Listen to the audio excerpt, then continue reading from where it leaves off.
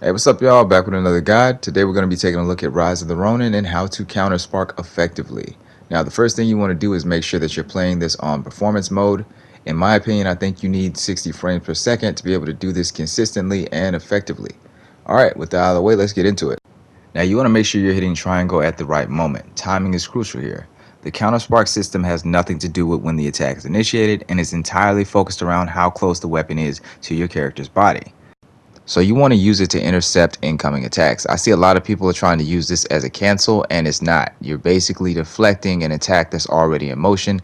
Then you can cancel with your follow-up attacks if you successfully counterspark. But the counterspark itself is not something that you can interrupt with.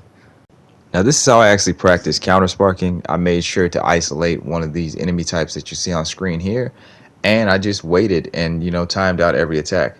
Now they have a very easy technique to counterspark that large swing. On top of that too, most of the spear wielders have very counterable attacks. So it's very good. It's a very good opponent to train on and build your confidence on, because what you're really learning here is when to press triangle. You want to make sure you're hitting it right before the enemy's weapon touches your body. Another important tip is to make sure that you're dodging and blocking in between countersparks. Now you can also block and just time out your enemy's attacks to make sure you can counterspark the last hit on the combo, but you need to make sure that you mind your stamina gauge. But this is a very good tactic to use early game. Now this is just the basic raw fundamentals of the system, but it is actually deeper than that. Every enemy has different types of weapons, and each weapon has different windows for the counterspark to work. On top of this too, every weapon that you have has different counterspark animations, and each animation have different windows of effectiveness. So a lot of the difficulty with this system is going to be dependent on your build and who you're fighting.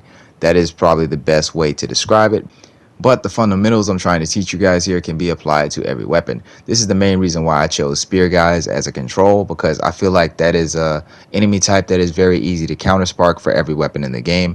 And the next level of this is counter spark chains. Now this is when you counter spark an enemy's entire combo. To do this, you just need to repeat what I've shown you previously, just in rhythmic succession this time. Now I'm going to admit this is actually pretty hard and is kind of high level. I think that newer players should focus more on blocking and dodging instead of trying to do an entire counter spark chain. I feel like that's a tall order for somebody that's still getting familiar with the system. I feel like the counter spark chains are more so for the more advanced players and late game players. And lastly, I want to talk about counter sparking projectiles. Now I feel like this is pretty much exactly the same as counter sparking melee weapons, but you just have a little bit more leadway. Now you want to make sure that you're hitting triangle right after something's fired at you. I personally like to train with both bow and arrow users and American rifle users. It's all the same to me, but like I said, the same way you train with the spear guy, you just want to find these guys and just practice counter sparking. In closing, the best advice I can give you guys is to try to unlock the dojo ASAP and then level up your bond levels and then train with your allies.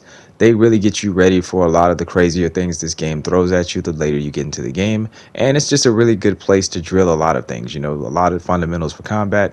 It's a great place. They did a great job with the dojo. I just wish that you didn't have to unlock it and it was available way sooner. Hopefully this video is helpful, man. Y'all like, comment, subscribe. Let me know what y'all think in the comment section.